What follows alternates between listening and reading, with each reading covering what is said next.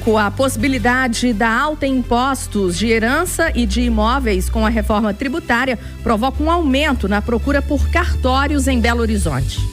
Enquanto isso, o assunto segue em debate no Senado, mas o texto aprovado na Câmara dos Deputados em Brasília prevê, por exemplo, mudanças na cobrança do imposto sobre transmissão, causa, mortes e doação, com medo de aumentos que podem incidir sobre bens de alto valor, como imóveis. Muita gente tem procurado os cartórios para resolver a papelada da herança, por exemplo, no modelo atual. É o que detalha Eduardo Calais, presidente da Associação dos Cartórios de Notas do Brasil. E as expectativas elas vão aumentando, ora espera-se que vai aumentar, que vai diminuir esse tributo. O que a gente tem percebido é que as pessoas, ao ouvir isso, elas buscam o cartório.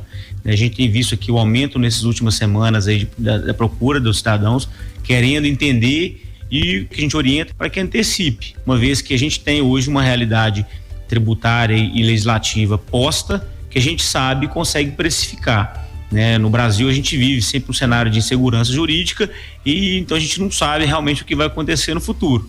Tem ainda aquela possibilidade de uma aprovação de um tributo estadual sobre herança e doações. Sim, né? Os tributos sobre herança, né, e doações são tributos estaduais, e de fato existe também uma expectativa que possa aumentar esse tributo.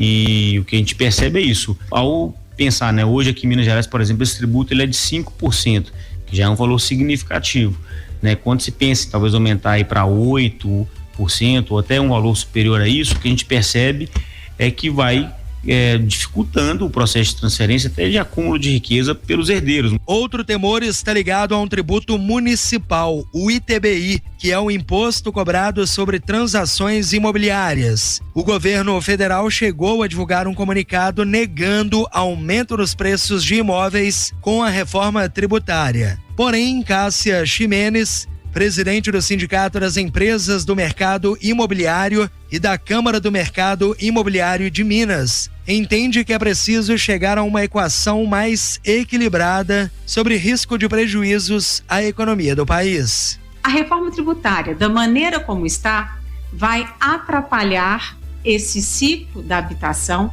e vai trazer, sim, um aumento no preço dos imóveis e ainda outras muitas consequências.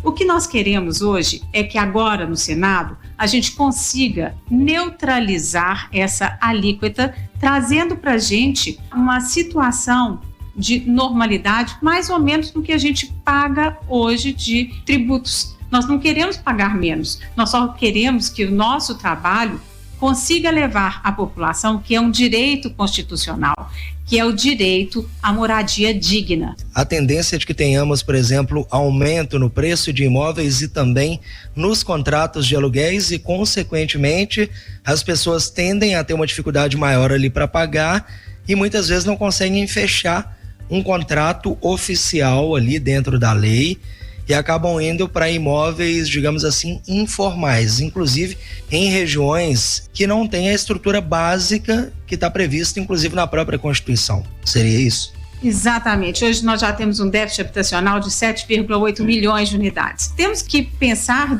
que isso pode gerar um efeito dominó. O ciclo da habitação, ele impulsiona 97 outras atividades ligadas à construção, à decoração, à compra e venda, à locação, à administração de condomínios, enfim. Se tivermos um engessamento na nossa produção, no nosso trabalho, quantas outras áreas nós vamos engessar e parar? O que esse efeito dominó vai causar no Brasil?